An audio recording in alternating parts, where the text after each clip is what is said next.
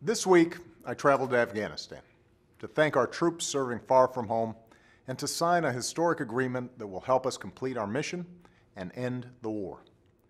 As Commander-in-Chief, nothing is more humbling or inspiring than the chance to spend some time with our troops. At Bagram Air Base, I visited with some of our outstanding men and women in uniform. I thanked them for their extraordinary service, and I let them know that America honors their sacrifice. Because of their bravery and dedication, the tide of war has turned in Afghanistan. We've broken the Taliban's momentum. We've built strong Afghan security forces. We've devastated al-Qaeda's leadership. And 1 year ago, our troops launched the operation that killed Osama bin Laden.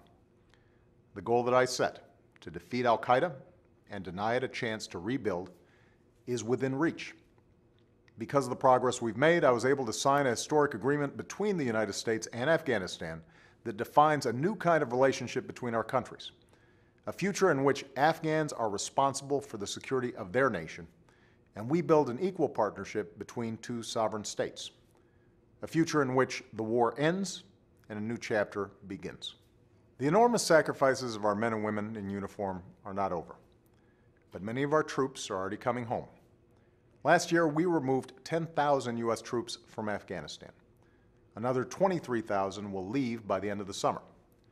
As our coalition agreed, by the end of 2014, the Afghans will be fully responsible for the security of their country. And this is as it should be, because after more than a decade of war, it's time to focus on nation building here at home. As a new greatest generation returns from overseas, we must ask ourselves, what kind of country will they come back to?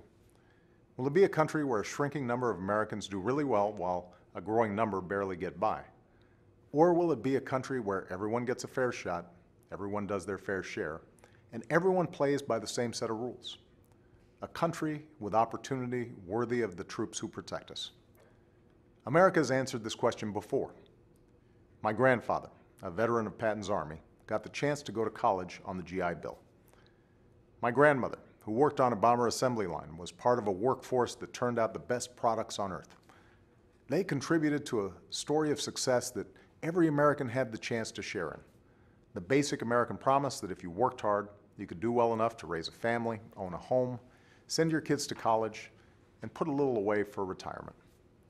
Keeping that promise alive is the defining issue of our time, but it means making responsible choices. I don't think we should prioritize things like more tax cuts for millionaires while cutting the kinds of investments that build a strong middle class. That's why I've called on Congress to take the money we're no longer spending at war, use half of it to pay down our debt, and use the other half to rebuild America. Because we've got more jobs to create, more students to educate, more clean energy to generate, more entrepreneurs with the next great idea just looking for their shot at success. We've got to invest in things like education and medical research. We've got to build newer and faster transportations and communications networks. And we've got to secure the care and benefits our veterans have earned so that we serve them as well as they've served us. Every time I have the privilege of meeting with our troops, I'm struck by their courage, their commitment, their selflessness, and their teamwork. They have something to teach us. Recovering from the worst economic crisis since the Great Depression is a work in progress.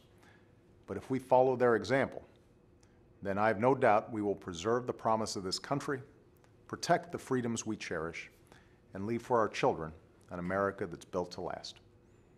God bless you, and have a great weekend.